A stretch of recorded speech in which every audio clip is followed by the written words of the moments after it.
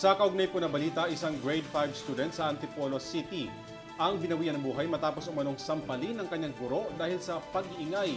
Ilang araw pa umanong nakapasok sa eskwela ang bata kahit pa may iniindang pananakit sa ulo at sa tainga. Depensa naman ng nasabing guro, tinapik lamang niya ang pisngi ng estudyante. Ang karagdagang ulat sa report ni Hana Agon.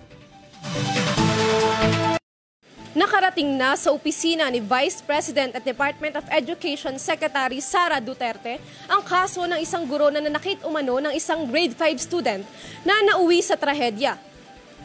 Ayon sa ina ng biktima na si Elena Mingoy, nagreklamo ang anak nito na si Francis J. Gumikib hinggil sa pananakit ng kanyang ulo nitong September 20. Dinala rin nila ang kanyang anak sa hospital noong September 26 dahil hindi pa rin nawawala ang pananakit nito ng kanyang ulo. Ang itinuturong dahilan ng pananampal umano ng kanyang teacher. Base sa report ng hospital, nagdulot ng pagdurugo sa utak ang sanhi ng pagkamatay ng biktima.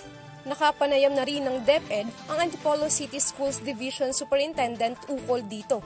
Sa ngayon, hinihintay pa ang ulat mula sa school principal ng biktima. Bukod dito, inaasikaso na rin ng Women's and Children's Desk Section ng Antipolo City Police Office ang kasong isasampa laban sa guro na si Marisol Sison. Nangyari raw anilang pananakit dahil sa ingat gulo sa paaralan. Maglalabas naman ng pahayag ang DepEd pagtapos ng investigasyon ukol sa nangyaring insidente.